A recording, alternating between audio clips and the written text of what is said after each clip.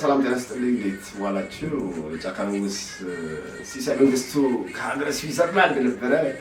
ዛሬ እንግዲህ ጉዟችንን ወደ ኢትዮጵያ እየሄድን ነው።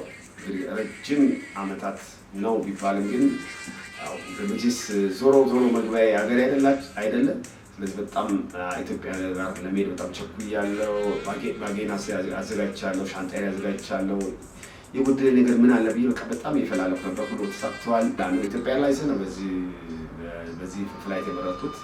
ወደ ኢትዮጵያ ኤርላይንስ እንግዲህ እየገባው ነው። መተኛት እንኳን አውሮፕላን ብዙ መተኛት እንኳን አልወድም። ትንሽ ያው ብዙ መተኛት አልወድም። በተቻለ መጠን ከሰዎች ጋር አውሮፕላን ውስጥ ማውራት ደስ ይለኛል። በስተመጨረሻ ላይ ገርማችሁም ይሄው አዲስ አበባ ገባው። እንደምታዩት አዲስ አበባ በጣም ደስ ይላል። አዲስ አበባ በጣም ታምራለች። አቤት አየሩ ደስ ይላል። አቤት ሰዎቹ ደስ ይላሉ። በጣም ደስ ይላሉ።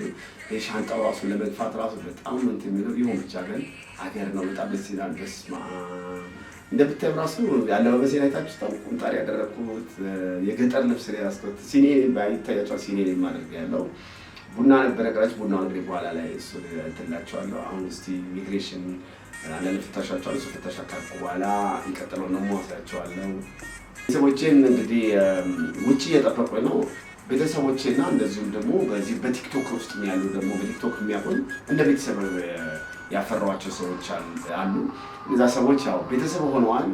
እንግዲህ መልካም ነገር በምሰራበት ጊዜ እንኳን ሰው አይደለም ሌላው መላእክቶቹ ሊታዘዙልሃል። ስለዚህ ውጪ ቤተሰቦችና ሌሎች ሰዎች ይጠበቁ ነው።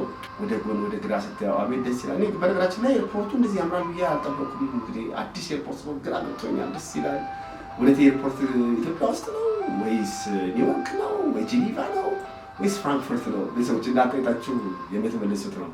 አቤት አበባ ለሰጣችሁኝ ደግሞ በስመ አብ በጣም ነው የማመሰግነው። አበባውን በጣም ይሰራል። በተለይ ደግሞ የኢትዮጵያ ባንዲራ ነው የተቀበላችሁ። እኔ ትልቅ ነገር ሰራሁ ብዬ አላስብም። ስዊስ ውስጥ እንግዲህ ያው የምታወቀው ተፈጥሮ በማስተዋወቅ ነው። እዛ ውስጥ የምታወቀው ተፈጥሮ ብቻ ነው።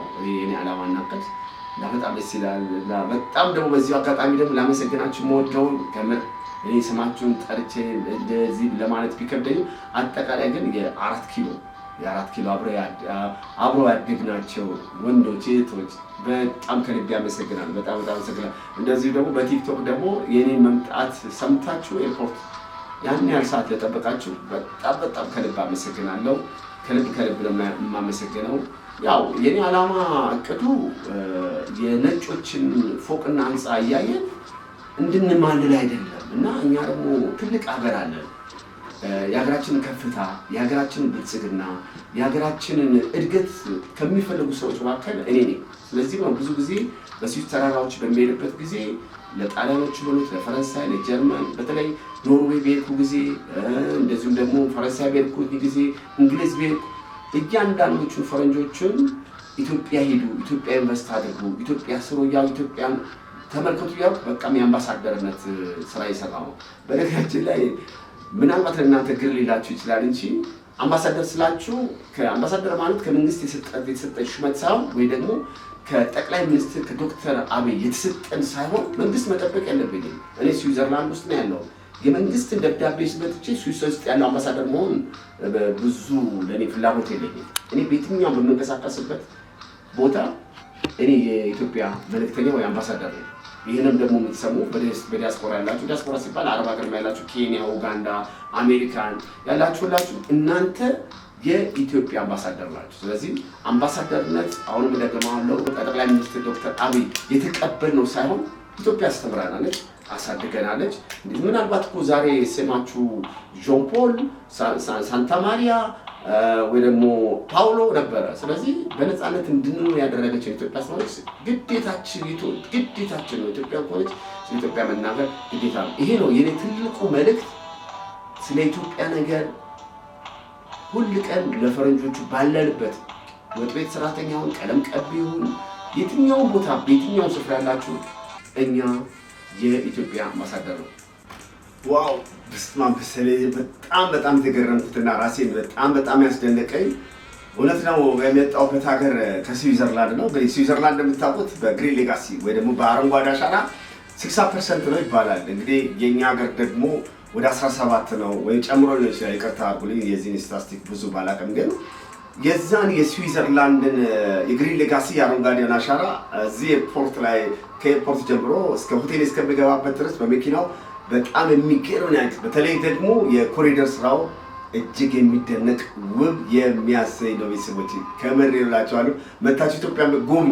ማየት መልካም ነውና ስናይ ነው የምናምነው እንጂ በውጭ የሆነ ላናምን እንችላለን። ስለዚህ መታችሁ እንድትመለከቱት በእውነት በትህትና ጠይቃችኋለሁ። ኮሪደሮቹ ስራ በጣም ደስ ነው። በተለይ መኪና የነዳን ያለ ወደ ከኤርፖርት ጀምሮ እስከ ሆቴሉ ድረስ ያለው ሳሩ ራሱ አረንጓዴ ነው። በጣም ነው የሚያምረው። የመንገዱ ደግሞ ጽዳቱ በተለይ ግን ትንሽ አንድ ነገር ያየሁት ምንድነው ድሮ ብዙ መኪና የለም እና በጣም የትራፊክ መጨናነቅ አዲስ አበባ ስለሆነች ነው ብዬ ነው የማስበው እንጂ ወጣ ብለን ብዙ እንደዚህ የመኪና መጨናነቅ የለም ብዬ ነው የማስበው። የመብራቶቹ ደግሞ በመንገድ ላይ የተተከሉት መብራቶቹ ራሱ በጣም ደስ ይላል። ከሁሉ ያስደስተኝ ግን የግሪን ሌጋሱ አይ ቲንክ የግሪን ሌጋሱ ወይም የአረንጓዴ አሻራ ለይቀብሎሽ ይሆናል ብዬ አስባለሁ። ለሚቀጥለው ትውልድ በአንድ ትውልድ ላይ የሚቆም ሳይሆን ለልጅ ልጆቻችን። ዓለም እንግዲህ እየተለወጠች ነው። ዓለም እየተበከለች ነው እና ብዙ ዓለም በጣም እየተለወጠች የተቀየረ ስለሆነ ተፈጥሮን ደግሞ በምንጠብቅበት ጊዜ ሞር ደግሞ ችግኝ በምንተክልበት ጊዜ ዓለማችንን ፕላኔታችንን ሪዘርቭ አለው።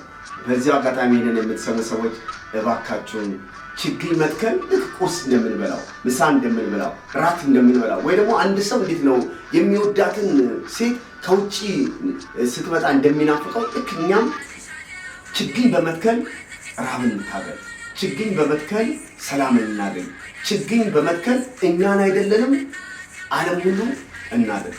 እንዳትረሱ።